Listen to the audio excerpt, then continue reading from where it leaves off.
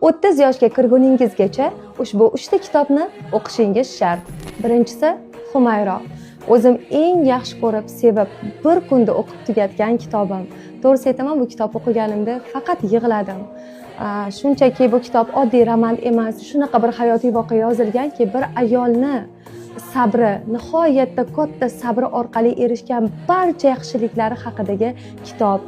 Demak, bu yoqda Oysha ona bo'ladilar va uning qizi Humayro haqida shunaqa ilmli bir yaxshi ayolni nihoyatda dunyoga ruju qo'ygan qizi Humayroni onasini sabri orqali o'zgarishi, onasini duolari orqali o'zgarishi va turmush o'rtog'ining ham o'zgarishi haqida va nihoyatda chiroyli taqdir haqida.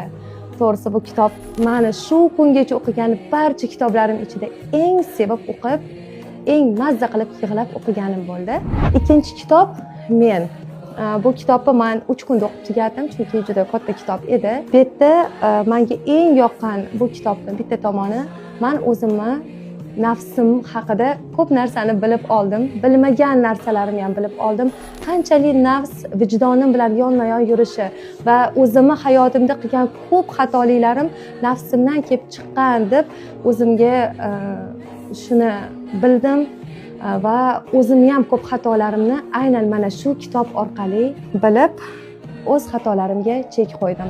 3-kitob bo'lsa Mukoshafatul Qulub, ya'ni bu qalblar kashfiyoti degan kitob. Aynan bu kitobda siz hamma savollaringizga javob topasiz. Nihoyatda o'zgarasiz.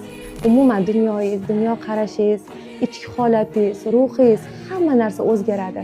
Dunyoga boshqacha ko'z bilan qarashni boshlaysiz. O'zingizni o'zingiz nihoyatda tarbiyalab, to'g'ri yashashni o'rganasiz. Men bu kitoblarni o'qib tugatganimdan keyin afsuslandim.